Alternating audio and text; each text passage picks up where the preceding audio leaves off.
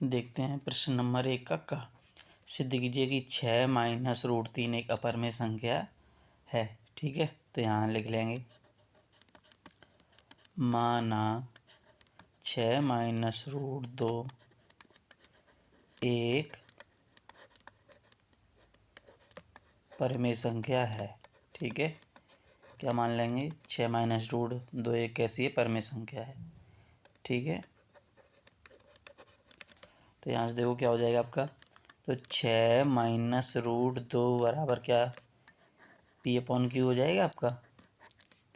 ठीक है, तो रूट 2 का इधर पक्षांतर कर देंगे पी अपॉन क्यू का इस साइड पे, तो 6 माइनस पी अपॉन क्यू बराबर में आपका क्या हो जाएगा, प्लस का रूट 2। ठीक है, अब यहाँ से देखो इतना हो गया, अब इतना ही सॉल्व रहने दो। ठीक है, आगे ना करो, यहाँ लिख दो अतः 6 माइनस पी बटे क्यू एक, यहाँ पे थोड़ा इरेज करके दोबारा लिख दो इतना। ठीक है, क्योंकि इसके पी अपॉन क्यू के बारे में भी लिखना है। ठीक है, अतः पी और क्यू पूर्णांक हैं, इसलिए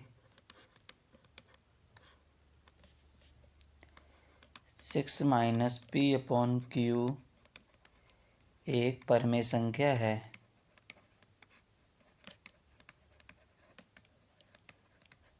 ठीक है, अर्थात रूट 2 भी एक परिमेय संख्या होगी। ओके, यहाँ लिख दो ये है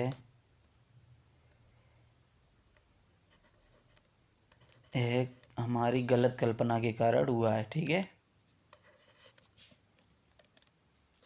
यह हमारी गलत कल्पना के कारण हुआ है। ओके, अतः 6 माइनस रूट 2 एक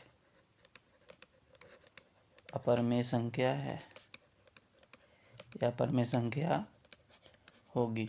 ओके, आगे बढ़ते हैं, देखते हैं क्वेश्चन नंबर फर्स्ट का खा।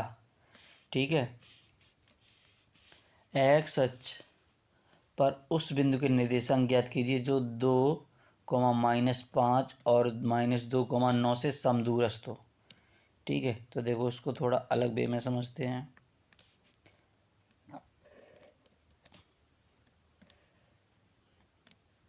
ये आपकी एक्स अक्ष है।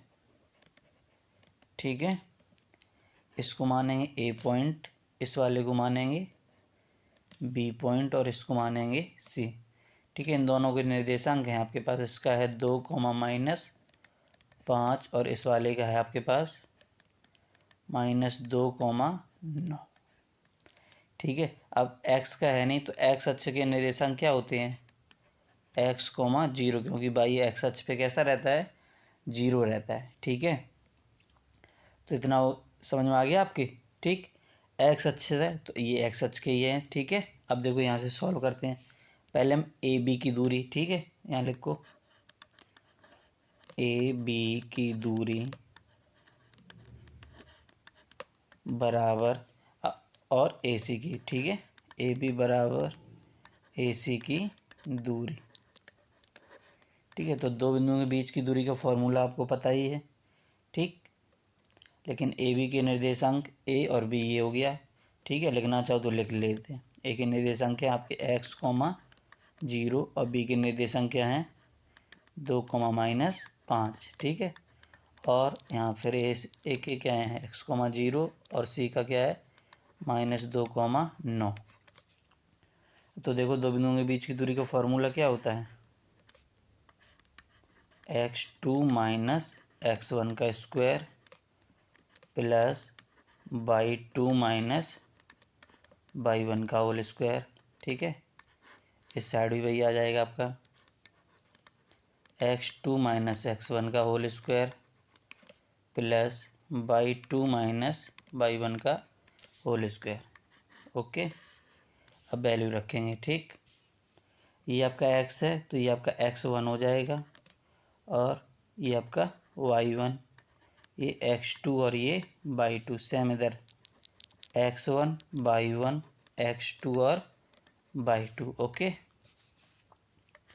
तो x2 देखो कितना है आपका 2 माइनस x1 आपका x square plus Y to आपका कितना है माइनस का 5 माइनस बाई वन 0। इस तरफ देखते हैं x2 माइनस 2 और x1 आपका है x प्लस बाई टू है आपका 9 माइनस बाई वन है आपका 0।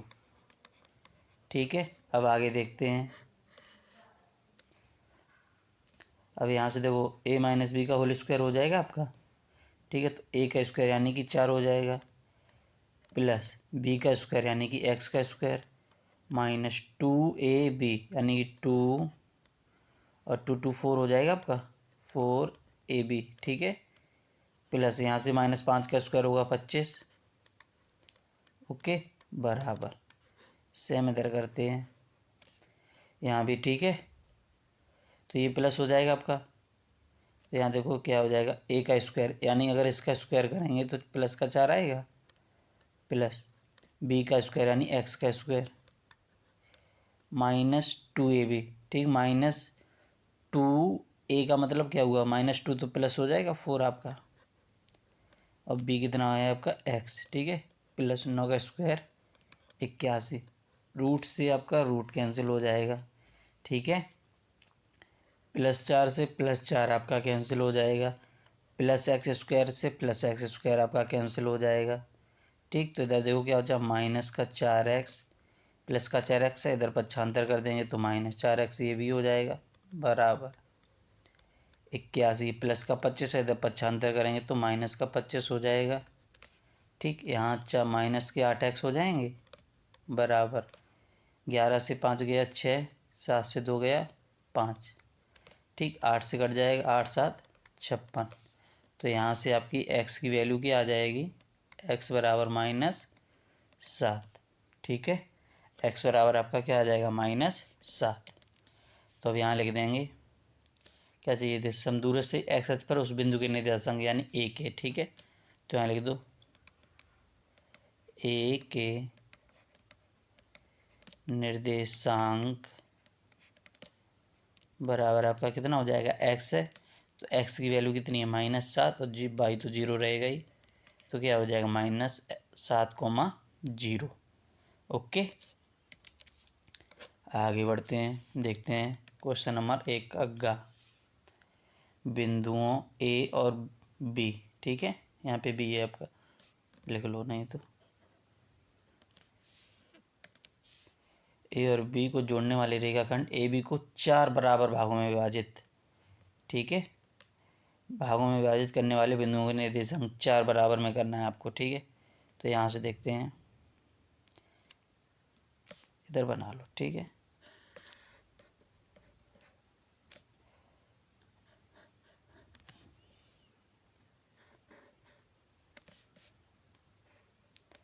अभी तो 2 में है, यहाँ से बीच में कर दो 1 2 3 है, यहाँ से और बीच में कर दो 4 हो गए आपके।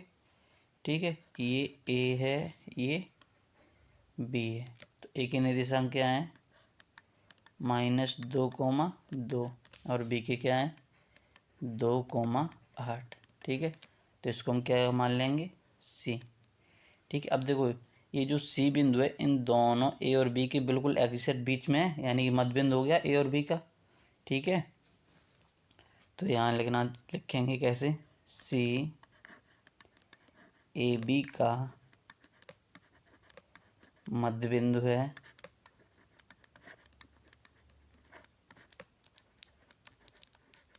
ठीक, तो मध्य बिंदु के निर्देशांक भी निकलेंगे, अतः सी के निर्देशांक। ठीक, यानी मध्य बिंदु वाला फॉर्मूला लग जाएगा देखो क्या होगा आपका मध्य बिंदु का फॉर्मूला क्या होता है,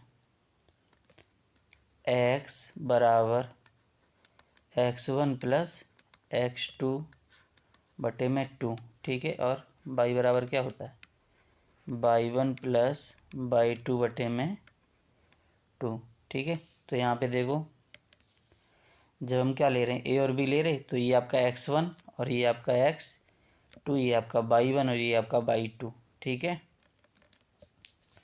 तो देखो x तो x ही रहेगा आपका, x1 कितना है -2 प्लस x2 आपका कितना हो जाएगा 2, ठीक है, बटे में 2।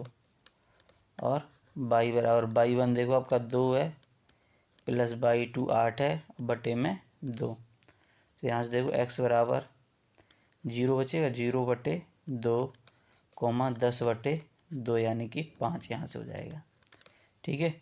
तो यहाँ से देखो x बराबर कितना हो जाएगा आपका 0,5, सॉरी x का 0 हो जाएगा और y का कितना हो जाएगा आपका 5 हो जाएगा, ठीक है। यहाँ y बराबर 5, ओके।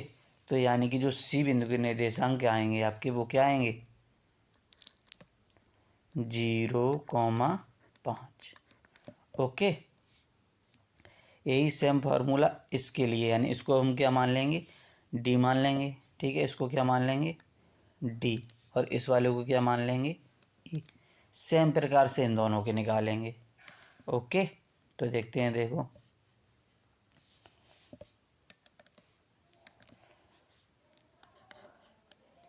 A C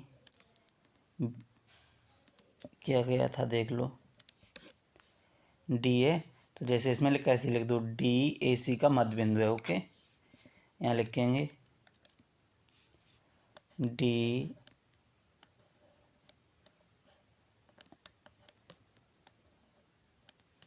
AC का मध्य बिंदु है,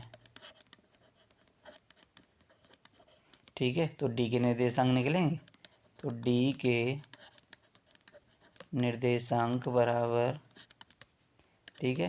तो यहाँ क्या हो जाएगा x बराबर x1 प्लस x2 बटे में 2, और आपका हो जाएगा y बराबर y1 प्लस y2 बटे में 2, ठीक है।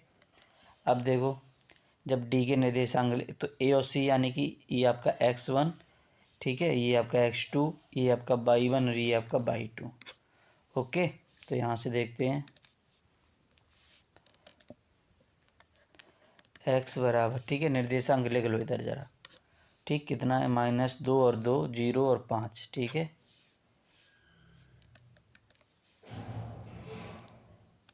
-2 और 2 और 0 और 5, ठीक है। अब आराम से निकाल लो, बार बार पलटना नहीं पड़ेगा।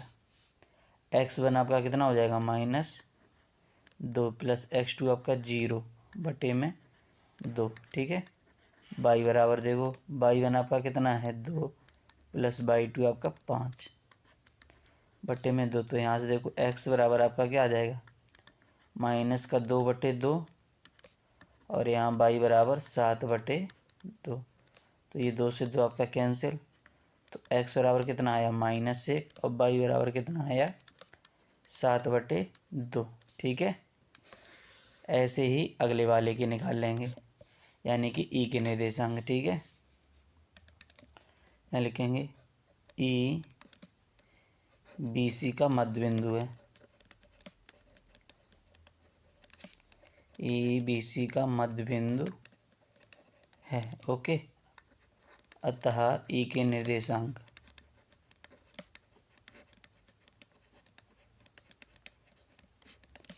ओके।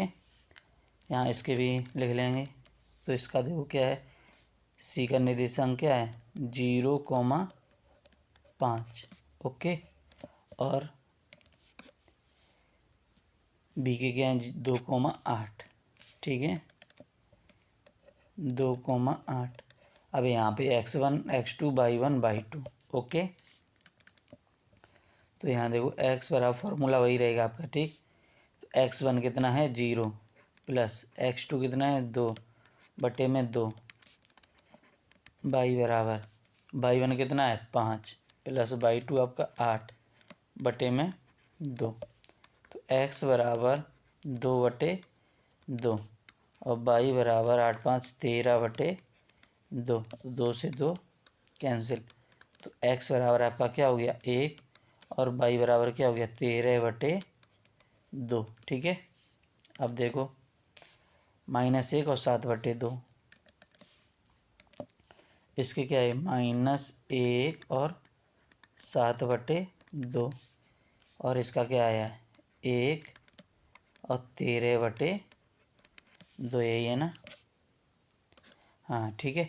हमसे देखो क्या भागों में विभाजित करने वाले बिंदुओं के निर्देशांक। तो ये हो गए तीनों के निर्देशांक। ठीक है, यहाँ लिखेंगे निर्देशांक, तीनों को एक साथ लिख दो। ठीक है, 0,5 और दूसरा है आपका -1 7/2 और तीसरा है आपका 1 13/2। ओके, आगे बढ़ते हैं। देखते हैं क्वेश्चन नंबर 1 का घ। देखो कैसे कीजिए कि √1 + sin θ अपॉन 1 - sin θ बराबर sin θ + tan θ। ठीक है, सॉरी यहाँ सेक होगा। ठीक है, यहाँ आपका सेक है,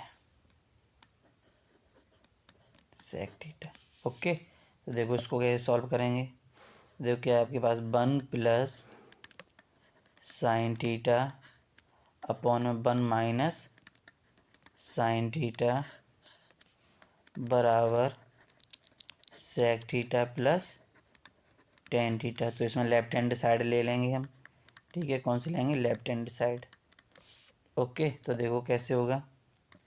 तो 1 + sin θ बटे 1 - sin θ और रूट, इसमें पर में कट कर देंगे। ठीक है, किसका 1 + sin θ बटे में क्या हो जाएगा आपका 1 + sin θ। ओके, अब यहाँ से देखो आपके पास क्या आएगा, यहाँ ऊपर स्क्वायर हो जाएगा तो 1 + sin θ का होल स्क्वायर और नीचे देखो क्या हो जाएगा a - b a + b यानी स्क्वायर हो जाएगा a² - b²। तो a² -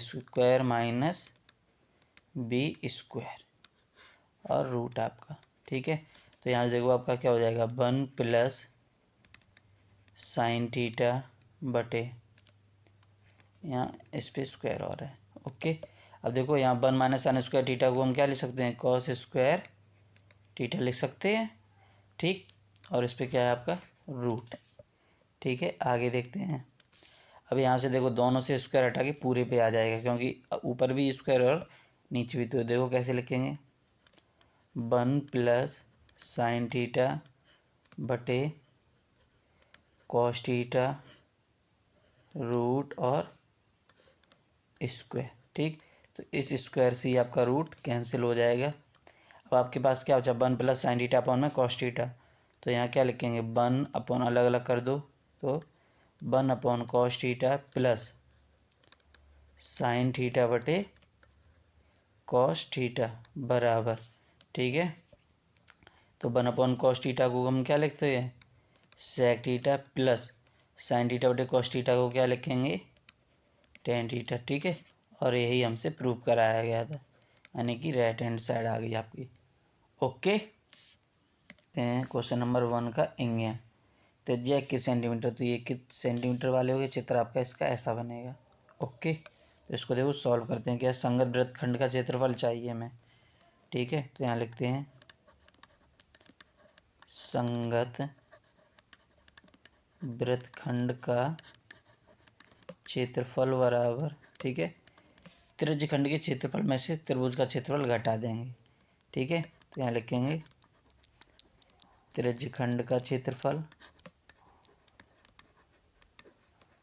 माइनस त्रिभुज का क्षेत्रफल। ठीक है, और यहाँ पे देखो आपको आर दे रखा है 21 सेंटीमीटर और आपके पास थीटा है 60 डिग्री। ओके, तो देखो त्रिज्यखंड का क्षेत्रफल क्या होता है थीटा बटे 360 पाई आर स्क्वायर माइनस त्रिभुज का क्या होता है 1/2, ठीक है, आर स्क्वायर और साइन थीटा, ठीक है। तो वैल्यू रख दो, थीटा कितना आपके पास 60, तो 60/360, पाई की वैल्यू कितनी होती है 22/7 गुणा आर स्क्वायर, आर कितना है आपके पास 21, तो 21 गुणा 21 माइनस 1/2, आर कितना 21 है, तो 21 गुणा 21 गुणा में साइन 60, ठीक है, थीटा का मान 60 है ना।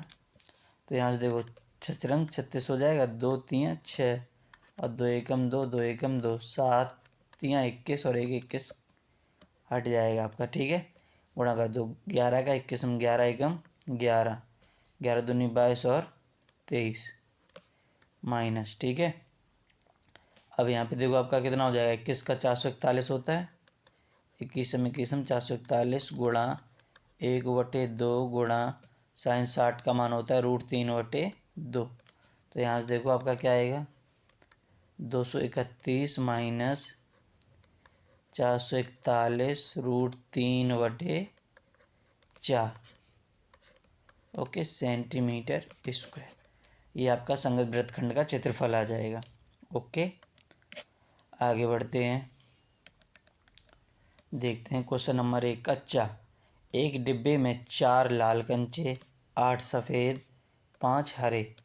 इस डिब्बे में से एक कंचा यादृच्छा निकाला जाता है, तो इसकी प्रायिकता क्या होगी कि निकाला गया कंचा लाल है या फिर हरा नहीं है, ठीक है। तो यहाँ देखो कुल कंचे आपके कितने हो गए 4 + 8 + 5, तो 17 हो जाएंगे, ठीक। जब ए वाला सॉल्व करेंगे, लाल हैं यानी टोटल हमारे पास कितने हैं 17, 17 में से लाल हैं, तो लाल वाले देखो कितने हैं 4, तो यहाँ पे 4 आ जाएगा यानी 4/17, ओके। बी वाला सॉल्व करेंगे, हरा नहीं है यानी कि टोटल कितने हमारे पास 17, ठीक है, और हरा नहीं है, हरा या 5 हटा देंगे तो लाल और सफ़ेद बचेंगे यानी कि 8 4 12, तो हरे नहीं है 12/17, ये इसकी प्रायिकता हो जाएगी बी वाले की और ये ए वाले की, ओके। आगे बढ़ते हैं, देखते हैं क्वेश्चन नंबर 2 का 2 सकेंद्रीय वृत्तों की त्रिज्याएं 7.5 सेंटीमीटर और 4.5 सेंटीमीटर हैं बड़े वृत्त की, ठीक है। तो इसके पहले हम चित्र बना लेते हैं।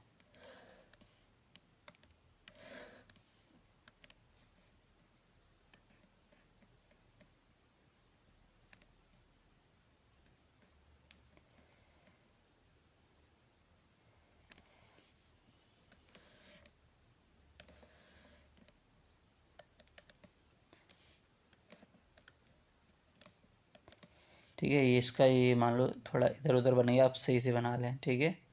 ये आपका सकेंद्र हो गया, ठीक। अब इसमें देखो चित्र बनेगा आपका, तो 2 सकेंद्रीय वृत्तों की त्रिज्याएं, तो ये हो गई, ठीक है। त्रिज्या और क्या दे रखा है बड़े वृत्त की उस जीवा की लंबाई याद कीजिए जो छोटे वृत्त को स्पर्श करती है, यानी कि ये कैसी बनाएंगे हम यहाँ से, ये जो छोटे वृत्त को स्पर्श करती है ये जीवा हो गई, ठीक है। और ये यहाँ से आपकी त्रिज्या हो जाएगी, कंप्लीट कर दे इधर, ठीक है। तो ये देखो जब बड़े वृत्त की अगर होगी तो कितनी है 7.5, ये पूरी आपकी, ठीक है। यहाँ से ये अभी बता दे रहे आपको, थोड़ा समझाने के लिए लिखा दे रहे, ठीक है। और जो छोटे वृत्त की है वो 4 यानी जो इतनी है ये आपकी, ठीक है।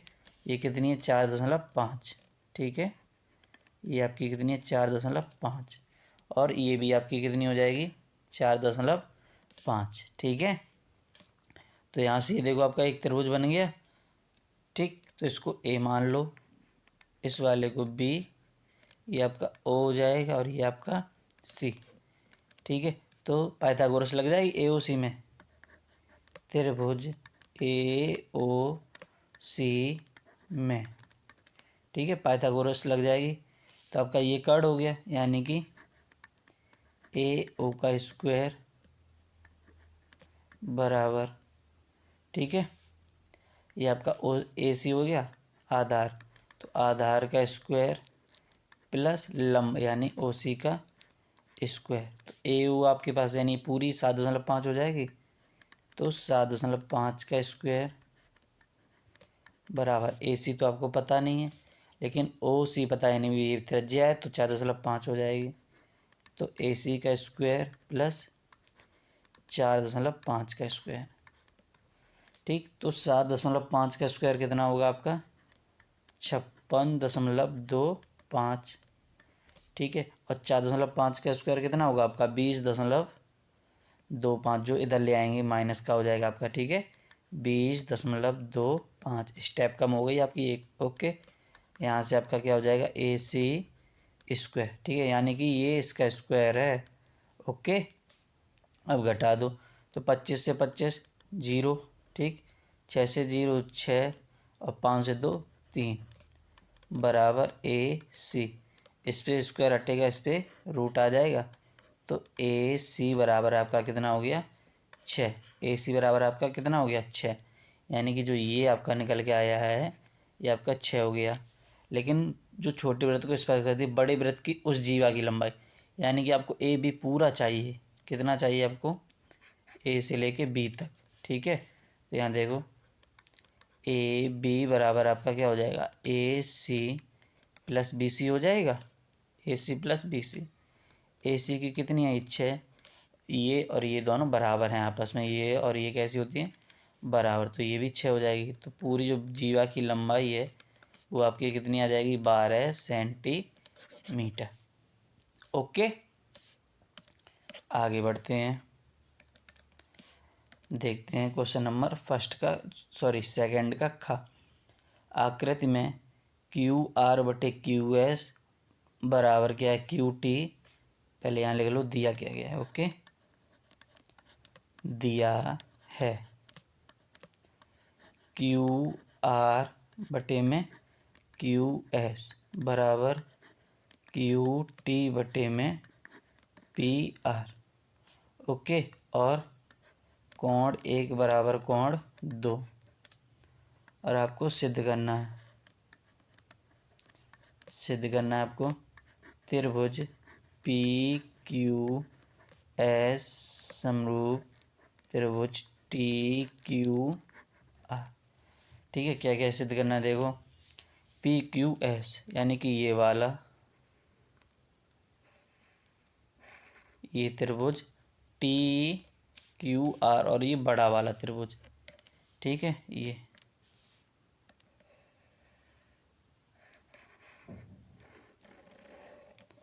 ये आपस में एक दूसरे के कैसे हैं? समरूप हैं, ये बताना है हमें। ठीक है, तो यहाँ से देखो, पहला तो आपको एक दे ही रखा है, एंगल 1 बराबर है एंगल 2 उपपत्ति में।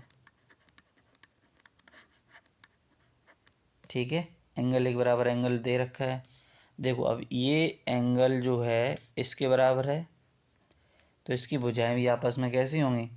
बराबर होंगी। यानी कि इसको देखो, इस पे ये भुजा और ये भुजा आपस में मिलती हैं, तो यानी ये दो भुजाएं आपस में बराबर हो गई। यानी कि क्यू पी बराबर में पी और आर। ठीक है, अब देखो आपको दे क्या रखा है? क्यू आर बटे क्यू एस बराबर क्यू टी बटे में पी आर दे रखा है। ठीक है, लेकिन देखो पी आर की जगह पे हम क्या लिख सकते हैं? Q P. ओके, आगे बढ़ते हैं। अब इन दोनों में से एक एक घटा देंगे। ठीक है, तो यहाँ लिख दो दोनों तरफ -1 करने पर।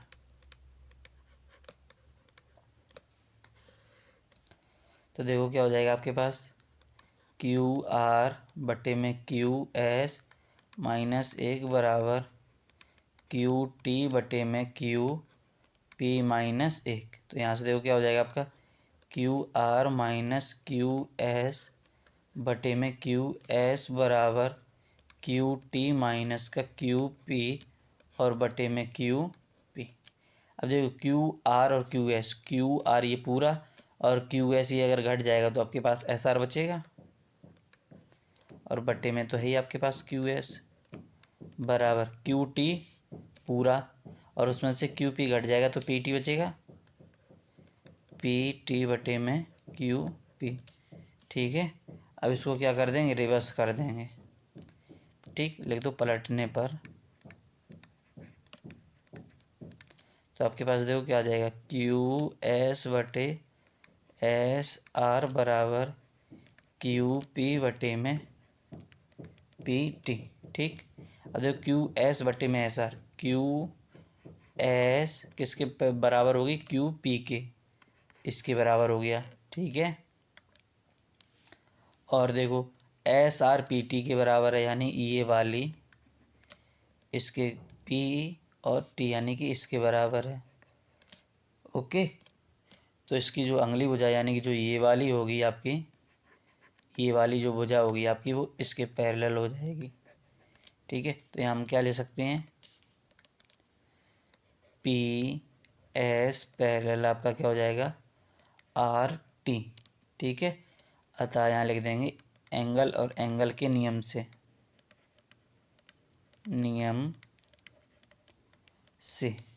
क्या त्रिभुज पी क्यू एस समरूप हैं त्रिभुज टी क्यू आर के। ओके, आगे बढ़ते हैं।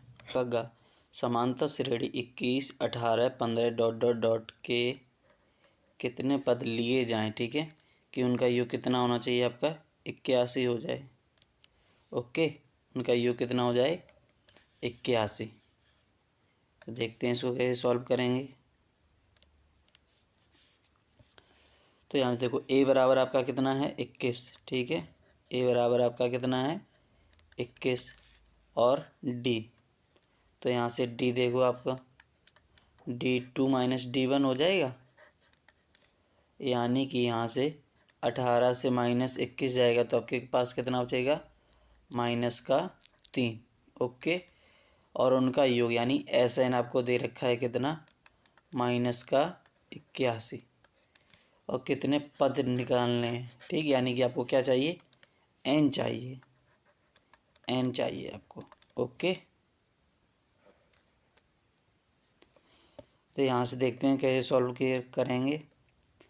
SN वाला फॉर्मूला वो लग जाएगा आपका, SN बराबर N बटे 2A प्लस N माइनस 1 और D और ब्रैकेट 1। ठीक है, तो SN देखो आपके पास कितना, -81 बराबर N बटे 2 गुणा ए आपका कितना है, 21 प्लस N आपको चाहिए तो N सेम रहेगा, और D आपके पास -3। 2 का इधर गुणा कर दो, 2 2 एकम 2 2 8 16, माइनस का 162 हो जाएगा बराबर N, 21 दूनी 42, माइनस N, इस -3 का अंदर गुणा कर दो तो माइनस का 3N हो जाएगा आपका, और प्लस का 3। ठीक है, यहाँ से देखो माइनस का 162 बराबर N, और अंदर देखो क्या हो जाएगा आपका, 45 हो जाएगा, 42 और 3 45, और माइनस का 3N। अब इस N का अंदर गुणा कर देंगे तो -162 बराबर 45N हो जाएगा आपका, और माइनस का 3N। अब इन दोनों का इधर पक्षांतर कर देंगे। ठीक है, तो देखो आपका क्या बनेगा, प्लस का हो जाएगा, प्लस सॉरी यहाँ पे देखो N का N हुआ तो N स्क्वायर हो जाएगा। ठीक, जब पक्षांतर है तो प्लस का 3N स्क्वायर, माइनस का 45N, और माइनस का 162। ओके, अब इधर देखो इसमें आपका 3 का भाग लग जाएगा। ठीक है, तो 3 का भाग करने पर, 3 का भाग करने पर, ठीक है, तो यहाँ आपके पास N बचेगा, यानी N स्क्वायर माइनस 3 एकम 3 तिपचे 15N माइनस तिपचे 15 तिचौक 12। ठीक, बराबर आपका क्या है, 0। अब यहाँ से देखो हमें गुणनखंड करने ऐसे 2 नंबर चाहिए जो गुणा करने से 54 आना चाहिए, माइनस देखो आपको बहुत आसानी होगी कि नंबरों का प्लस करें या माइनस, जो यहाँ पे नंबर हो उसी के हिसाब से करो। ठीक है, अब जैसे मान लो 54 है आपका, कितना है 54, एक तो आपका 18 और 3 होगा, और एक तो आपका 9 और 6 होगा। 9 6 करेंगे तो प्लस करना पड़ेगा, इन दोनों को करेंगे तो माइनस करना पड़ेगा। अगर हम ये वाला नंबर लेंगे तो हमारा आंसर जो है वो गलत निकलेगा, नहीं तो आप ट्राई करके देख लेना, ठीक है। क्यों? क्योंकि यहाँ माइनस चिन्ह और यहाँ हम क्या ले रहे हैं, प्लस, इस वजह से ही गड़बड़ हो जाएगा आपका, ठीक है। तो जो यहाँ पे चिन्ह होगा वही यहाँ बीच में आना चाहिए, यानी माइनस का। अगर यहाँ माइनस है तो माइनस करने से ये नंबर मिले, अगर यहाँ प्लस है तो प्लस करने से ये नंबर मिले, ठीक है। इसलिए हम कौन सा नंबर लेंगे, ये वाला, ये हमारा कैसा हो जाएगा, गलत हो जाएगा। ओके, अब देखते हैं। तो देखो N square minus 18 minus 3 N minus 54, 18 या 54 और 18 से 3 गया 15, ठीक है। तो N square minus 18 N plus 3 N हो जाएगा माइनस का 54 बराबर है आपका 0, ठीक है। तो यहाँ देखो क्या बचा, एन माइनस एन बाहर आ जाएगा, तो एन माइनस 18 और यहाँ से 3, ठीक। तो एन माइनस 18 यहाँ भी हो जाएगा बराबर में 0। तो एक में आपका क्या है, एन माइनस 18 और एक में आपका क्या आया, एन प्लस 3 बराबर 0, ठीक। तो एन माइनस 18 बराबर 0 से इनकी दोनों की तुलना कर देंगे, तो एन बराबर 18 हो गया और यहाँ एन प्लस 3 बराबर 0, तो एन बराबर आपका माइनस का 3, ठीक है। तो माइनस वाला तो नंबर हम लेंगे नहीं, पॉजिटिव नंबर लेंगे। तो एन बराबर आपका कितना आ जाएगा, 18, यानी कि जो इसमें टोटल पद होंगे वो आपके कितने होंगे, 18। ओके, आगे बढ़ते हैं, देखते हैं क्वेश्चन नंबर 2 का घात 2 घात बहुपद x square plus 10 x plus 21 के शून्यंक ज्ञात कीजिए, ठीक है। इसके शून्यंक ज्ञात करो, फिर शून्यांकों तथा गुणांकों के बीच के संबंध की जांच भी करनी है। तो देखो क्वेश्चन क्या है हमारे पास, x square plus 10 x plus 21, तो इसके पहले शून्यंक ज्ञात करेंगे, ठीक। तो फैक्टर कर लो, तो x square plus 7 plus 3 x plus 21 हो जाएगा। क्यों, 7 3 21, 7 प्लस 3 10, यहाँ प्लस है इसलिए प्लस आ गया। तो देखो आपका x square plus 7 x plus 3 x plus 21, तो इन दोनों से एक्स कॉमन ले लो, तो एक्स प्लस 7 और यहाँ से प्लस का 3, तो एक्स प्लस 7। ओके, तो एक बार हो गया आपका एक्स प्लस 7 और एक बार हो गया एक्स प्लस 3 बराबर में 0। तो यहाँ से देखो एक्स की वैल्यू आपकी कितनी आ जाएगी, -7 और -3, ठीक है। तो ये आपकी अल्फ़ा की हो जाएगी और ये आपकी बीटा की हो जाएगी। ओके, यानी कि अल्फ़ा बराबर -7 और बीटा बराबर -3। ओके, अब शून्यांकों की जांच भी करनी है, तो सबसे पहले योगफल वाला करेंगे, ठीक है। और यहाँ लिखना चाहो तो लिख दो, अतः शून्यंक, ठीक है, कितने कितने हो जाएंगे, -3 और -7, ठीक है। तो ये अल्फ़ा है, ये बीटा, कोई किधर भी कर दो, कोई समस्या नहीं है, ठीक है। अब जांच करनी है, तो देखो पहले सबसे पहले क्या करें, योगफल की करेंगे, ठीक है। शून्यंकों का योगफल बराबर क्या होता है, माइनस का b/a, है ना। तो शून्यंकों का योगफल क्या होता है, यानी अल्फ़ा प्लस बीटा बराबर माइनस का b/a। तो अल्फ़ा आपके पास कितना है, -7, बीटा कितना है, -3 बराबर b कितना है, यहाँ से देखो a और b, ये 10 है तो -10 हो गया, और बटे में a कितना है आपके पास 1, तो यहाँ से देखो -10 बराबर आपका -10 आ गया, तो ये आपका सही हो गया ना। अब गुणनफल का कर लो, तो शून्यंकों का गुणनफल जांच कर रहे हैं ना, तो गुणनफल बराबर c/a, यहाँ लिख दो जांच। ओके, अब यहाँ क्या होगा, अल्फ़ा इंटू बीटा बराबर c/a। तो अल्फ़ा आपके पास कितना है, -7 इंटू बीटा कितना है, -3 बराबर c आपका 21 है ना, तो 21 बटे में a कितना 1, तो 7 × 21 बराबर -21। तो यहाँ गुणनफल की जांच हो गई। ठीक, यानी शून्याङ्क तथा गुणांकों के बीच के संबंध की जांच हो गई। ओके, आगे बढ़ते हैं, देखते हैं क्वेश्चन नंबर 2 का इंगिया। किसी फैक्ट्री के 50 श्रमिकों को दैनिक, ठीक है, तो ये आपके ये जो टोटल हैं श्रमिक हैं, ठीक है, ये आपके श्रमिकों की संख्या हो गई, श्रमिक, ठीक है। तो दैनिक मजदूरी निम्नलिखित सारणी में, ये आपकी दैनिक मजदूरी रही, रुपए में है, ठीक है, किस में है, रुपए में। ओके, तो श्रमिकों की माध्य दैनिक मजदूरी ज्ञात करनी है। ओके, श्रमिकों की क्या करनी है, श्रमिकों की माध्य दैनिक मजदूरी। तो देखो दैनिक मजदूरी आपको दी गई है, श्रमिक की संख्या दी गई है, श्रमिक की संख्या है आपकी। ओके, श्रमिकों की संख्या, ठीक है। तो इसमें हमें एक्स की ज़रूरत पड़ेगी, तो एक्स देखो कैसे निकालेंगे, यानी कि इसको बोलते हैं समांतर माध्य। क्या बोलते हैं एक्स को, समांतर माध्य। ओके, यानी कि इन दोनों को प्लस करो, उसमें 2 का भाग दे दो, ठीक है। तो देखो कितना हो जाएगा, 1020 हो जाएगा, और जिसमें 2 का भाग लगेगा तो वो आपका कितना हो जाएगा, 510, ठीक है। अब आपको हर बार जोड़ के भाग देने की ज़रूरत नहीं है। यहाँ पे देखो कितने का डिफरेंस है, 20 का है ना, तो इधर आप 20 प्लस करते चलो, ठीक है। तो यहाँ आपका कितना हो जाएगा, 530 प्लस 20 करेंगे तो 550 प्लस 20 करेंगे तो 570 और प्लस 20 करेंगे तो 590, ठीक है। अब यहाँ एफ एक्स, तो एफ एक्स क्या है, इन दोनों का गुणा करना पड़ेगा, ठीक है। तो 510 में अगर 12 का गुणा करेंगे तो 61 20, ठीक है।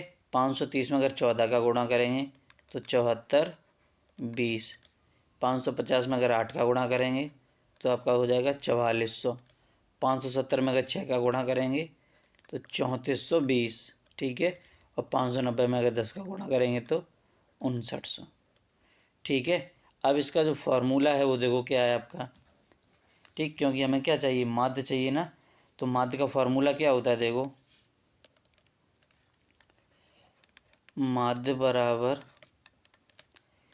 सिग्मा एफ एक्स बटे सिग्मा एफ। तो सिग्मा एफ एक्स यानी कि इसका योग करेंगे इन सभी का, ठीक है। तो देखो इसका कितना आ जाएगा, सिग्मा एफ एक्स अगर इसको हम जोड़ेंगे तो आएगा 27,260। और क्या होता है सिग्मा एफ, यानी कि ये मजदूरों की संख्या, इसका योग यहाँ से ये देखो दे रखा है पूरा, कितना है 50 श्रमिक है, ठीक है।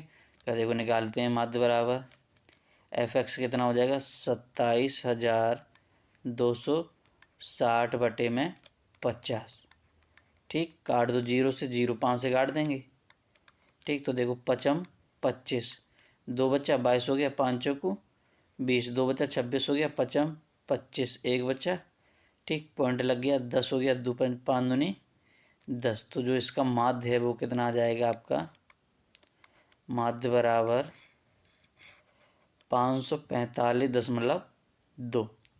ओके, देखते हैं क्वेश्चन नंबर 2 का। 4 निम्नलिखित बारंबारता सारणी का बहुलक और माध्य ज्ञात कीजिए, ठीक है। बारंबारता और वर्ग अंतराल आपको दे रखा है। इसमें हमें संचयी बारंबारता की और आवश्यकता पड़ेगी, वो और निकाल ले रहे, ठीक है। संचयी बारंबारता, ठीक है। तो उसको देखो कैसे निकाल देंगे, जो बारंबारता का पहला पद वही सेम संचयी बारंबारता में रहेगा, ठीक है, पहले पद में। उसके बाद ऐसे क्रॉस ऐड होते जाएंगे, क्या होते जाएंगे आपके ऐड, तो 4 और 5 9, ठीक है, 13 और 9 23, 9 3 12, सॉरी 22, ठीक है। 20 में 22 जोड़ेंगे तो 42, 42 में 14 4 2 6 4 1 5 56 हो जाएगा। 56 में 8 जोड़ेंगे तो 64, और 64 में 4 जोड़ेंगे तो 68, ठीक है। तो सबसे पहले हम क्या निकालते हैं, बहुलक निकालते हैं। ओके, तो देखो बहुलक बराबर, बहुलक का फॉर्मूला आपको पता है क्या होता है, L plus F1 minus F0 बटे में 2F1 minus F0 minus F2, और गुणा में होता है आपका H, ठीक है। तो ये देखो सारे आपको मिलेंगे कहाँ से, एल, यानी कि एल की वैल्यू वही होगी जो संचयी बारंबारता है, ये आपकी रही, ठीक है, और ये आपकी बारंबारता है। तो बारंबारता में देखो सबसे बड़ा पद आपका कौन सा है, बारंबारता में देखो सबसे बड़ा पद आपका क्या है, 20 है ना, ये आपका 20 है। ओके, तो इसका जो वर्ग अंतराल है कितना, 125 से 145, तो इसमें जो छोटा वाला पद हो यानी एल आपका कितना हो जाएगा, 125, ठीक है। तो एल की वैल्यू यहाँ कितनी आ जाएगी आपकी, 125 प्लस, ठीक है, F1 F0 और ये सारे नंबर, और F2 भी है इसमें, ठीक है। तो ये देखो कहाँ से आपको मिलेंगे, जो ये आपका आया ये, ठीक, ये आपका क्या होगा, F1, क्या होगा आपका F1, ठीक है, ये आपका क्या होगा F1, और इससे जस्ट पहले वाला पद ये आपका हो जाएगा F0, और F1 के जस्ट बाद वाला पद है वो आपका क्या हो जाएगा, F2।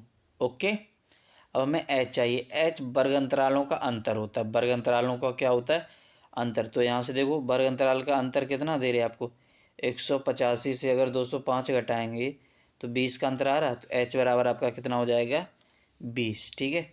तो F1 H बराबर यहाँ से देखो लिख दे रहे, H की वैल्यू यहाँ से आपको कितनी मिल गई है, 20, कितनी मिल गई है, 20। ओके, तो यहाँ से देखो F1 आपका कितना है, 20, तो 20 माइनस F0 आपका कितना है, 13 बटे में 2 गुणा F1 आपका है 20 माइनस F0 है 13, और F2 आपका कितना है 14 गुणा H कितना है 20, ठीक है।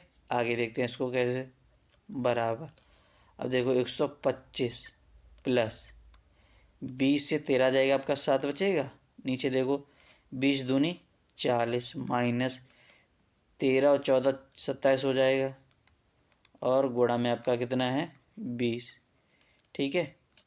आगे देखते हैं, तो आपका कितना आ गया, 125 प्लस 7 बटे, यहाँ 13 बचेगा और 20 का इधर गुणा कर दो तो 140 हो जाएगा आपका, कितना हो जाएगा 140, ठीक है। आगे देखते हैं, अब देखो 125 प्लस 13 का भाग 140 में दे दो, ठीक है। तो देखो 13 धाई 130 हो जाएगा, 10 बचा, पॉइंट लग गया, 100 हो गया, 100 में अगर 13 का भाग जाएगा तो 13 7 91, ठीक। तो 100 से 91 के 9 बचे आपके, फिर से पॉइंट लगाइए, 90 हो जाएंगे। तो फिर 90 में अगर 13 का भाग जाएंगे, 3 78, ठीक है। 90 से 78 के 12 बचे, तो फिर 100 कितना हो गया, 120, 120 हो गया, या फिर इतना ही रहने दो, 2 ही तक बहुत है आपका, ठीक है। अब इन दोनों को हम जोड़ देंगे तो कितना आ जाएगा, 125 में अगर 10 जोड़ेंगे तो 135.76 इकाई, ठीक है। तो यहाँ पे जो आपका बहुलक आएगा वो कितना आएगा, 135.76 इकाई आपका क्या आ गया है, बहुलक। ओके, अब हमें क्या और चाहिए, माध्यक चाहिए। तो माध्यक के लिए देखो क्या होगा आपका, माध्यक का फॉर्मूला क्या होता है, देखो पहले माध्यक का फॉर्मूला लिख लो, माध्यक बराबर L plus n/2 minus CF बटे में F और गुणा में H, ठीक है। तो यहाँ से देखो L की तो वैल्यू आपको पता है, n/2 चाहिए, CF चाहिए, और F तो आपको पहले से ही पता है, नहीं पता है तो फिर से देख लेंगे, ठीक है। देखो F और CF, F1 या F एक ही बात है, ठीक है, F1 या फिर F एक ही बात है, ये आपकी F हो जाएगी। ओके, ये F1 या F। अब हमें क्या चाहिए, CF, तो F का पद ये रहा, F के पद के जस्ट आगे वाले पद यानी 13, और उसकी जो संचयी बारंबारता हो यानी कि ये 22, ठीक है, ये आपका CF हो जाएगा, यानी कि F बारंबारता में मिलेगा, यानी जो सबसे बड़ा पद होगा वो आपका F के जस्ट आगे वाली बारंबारता यानी जो उससे आप पहले होगी, यानी 13 है, यानी जिसे F0 लिखा है, तो F0 की जो संचयी बारंबारता होगी, F0 की जो संचयी बारंबारता होगी वो आपकी क्या होगी, CF। ओके, और क्या चाहिए आपको, N चाहिए। तो N का मतलब कितना हो गया, N, यानी कि अब इसको जोड़ देंगे बारंबारता को। ठीक है, तो इस बारंबारता को अगर हम जोड़ते हैं तो हमारे पास कितना आता है, 68 आता है। कितना आता है, 68, जो आपको ये भी दे रखा है। ठीक है, तो N की वैल्यू आपकी कितनी होगी, 68। ठीक है, तो देखते हैं यहाँ से N की वैल्यू आपकी कितनी है, 68/2 हो गई, माइनस CF और F, अब गुणा में H तो आपको पता ही है कितना है, 20। ठीक है, अब L आपका कितना 125 है और CF है 22। ठीक, L है आपका 125 और CF है आपका 22। ठीक, और क्या रह गया आपका, F और रह गया। F देखो क्या है आपका 20। ठीक है, F का कितना है 20। अब इसको सॉल्व कर देंगे। ठीक है, अब देखो इस 20 से ये 20 आपका कैंसिल हो जाएगा।